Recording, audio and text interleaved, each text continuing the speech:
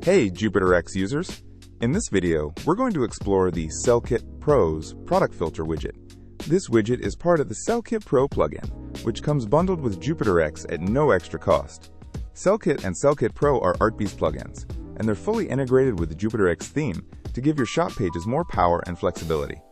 I'll walk you through how to add and set up the product filter so your customers can quickly find exactly what they're looking for, making their shopping easier and boosting your sales. Let's jump in.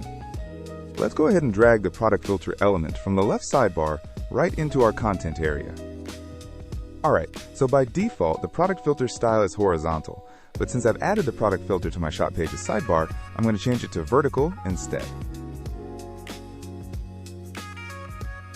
Okay, now the filters are stacked vertically.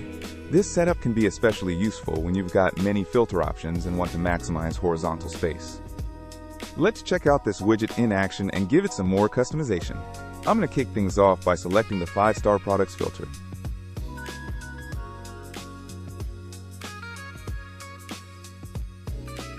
And just like that, only products with a 5-star rating are displayed. We can also change the location of the filters so they appear above the filters column. You can find the related settings right here in the location field.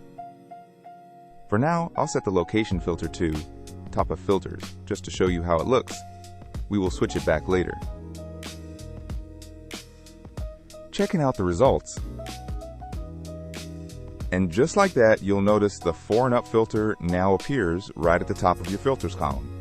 How handy is that? Want to remove that filter and see everything again? Just click clear.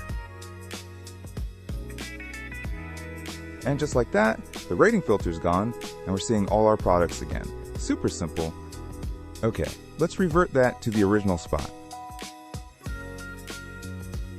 Next, let's head over to the Layout tab, where we can tweak how everything looks.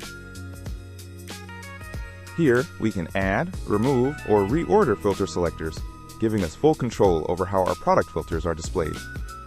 Okay, let's add a filter item to our product filter.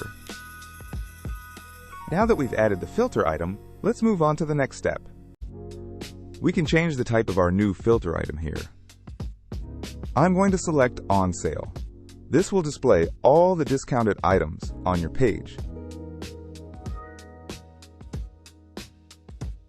Let's test out this On Sale toggle switch.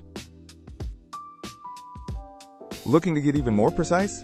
Time to add a search input as a filter. Woohoo! Simply select the search text filter type. That sets up all the filters I need for my shop page. Thanks for watching, and that wraps things up. And that's it. Your product filter widget is now fully set up, giving your customers a much easier way to navigate your shop and find exactly what they need. With these filters in place, you can highlight your products more effectively, improve the overall shopping experience, and even help boost sales.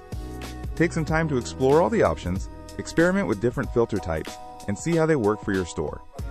I'll catch you in the next video, where we'll dive into more tips and tricks to make your JupyterX shop even more powerful and user-friendly.